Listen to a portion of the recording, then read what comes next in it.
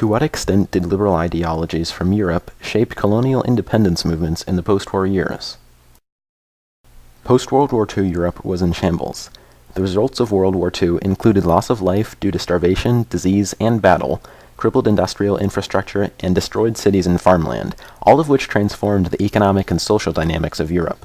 The irresponsible actions and sheer damage to European mother countries roused serious doubts in colonies around the world regarding Europe's ability and right to rule effectively. Nationalist independence movements in colonies everywhere adopted liberal ideologies and used liberal methods to further their quest for independence. Liberalism, at its most basic level, is the idea that liberty and equality are intrinsically valuable enough that they should be extended to and govern all of society. It then makes sense that things such as voting rights, ownership of private property, and constitutionalism are considered liberal issues. They are all vehicles for and aspects of liberty and equality. Liberalism arose in Europe during the Enlightenment era and found its voice in a number of great thinkers. Among them were such characters as John Locke, who advocated governments legitimized by the consent of the governed and acting only to protect the fundamental rights of his citizens, Marquis de Condorcet, who advocated liberal economics, constitutionalism, and equal rights for all races, and even the poet Percy Shelley, who glorified the non-violent protesters of England in the wake of the Peterloo Massacre in his poem The Mask of Anarchy. It reads, "With folded arms and steady eyes, and little fear and less surprise, look upon them as they slay, till their rage has died away. Then they will return with shame to the place from which they came, and the blood thus shed will speak in hot blushes on their cheek." Liberalism had a great effect on colonial independence movements. The liberal ideal of equality of rights brought the indigenous peoples of colonies to reject the legal advantages and administrative dominance of mother countries. The fact that Europe had praised and fought for liberal ideals for centuries made it very difficult to deny colonies liberal rights. Take India.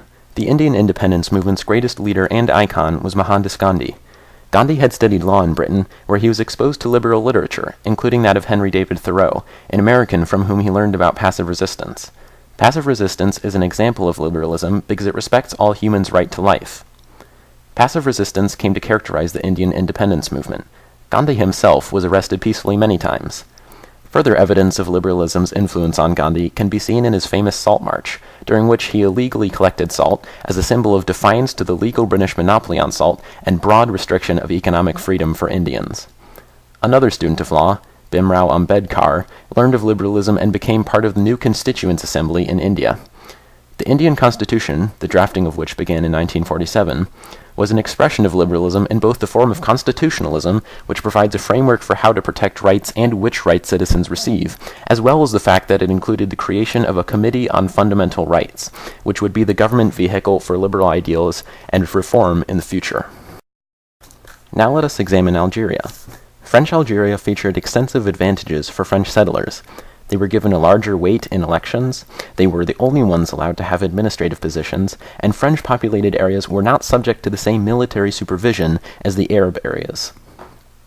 As Algerian Arabs were exposed to the liberal ideals from Europe, they began to demand equal political representation, economic reforms to eliminate benefits to the French, and a greater degree of self-rule. In 1947, the French government attempted to appease Algerian Arabs through very limited economic and political reforms. The attempt failed, and the Algerian National Liberation Front, or FLN, waged a war of independence which lasted until 1962, when Algeria became officially independent. While nationalism was the spark for colonial independence movements in the post-war period, liberalism drastically influenced how independence came about and its result. Leaders of independence movements learned about liberalism and brought it back to their own countries.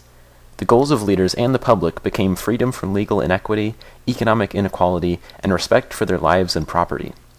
Europe could not fight against its own ideology, and colonies became independent by cementing these values in another liberal tool, constitutions, so that their progress would be set in stone for generations to come.